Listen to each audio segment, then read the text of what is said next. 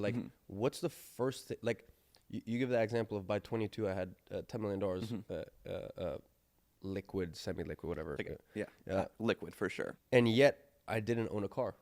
Like, what's the first thing people do when they make their first 300K is they go buy I bought a Mercedes. You know, and by the way, there's nothing wrong with that. I'm just saying, like, clearly if I want to flex or I wanted to, like, do stuff for the camera, like, when you've accumulated that level of wealth or small inklings of wealth, you go buy, you're flashy. You go buy supercars, this, that, because you know that that's going to drive more eyeballs, more attention. But leveraged up, yeah. But I just knew it was inauthentic to me. And, like, even to this day, like, you know, people ask me all the time, like, when are you going to buy this hypercar, that hypercar? Like, I just don't care, quite frankly. Like, I just don't.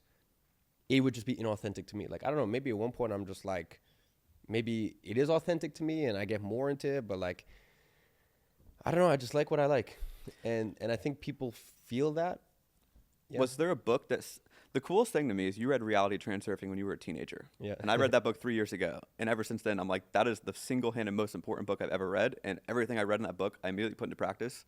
So now I'm like, at this moment is like super trippy. And so I saw you read that at 18. I'm like, it all makes sense right now. Were there any other books like that like, or just any books in general that helped you like understand like individual thought, like thinking for yourself? Because that's not like a normal thing to just become self-aware of.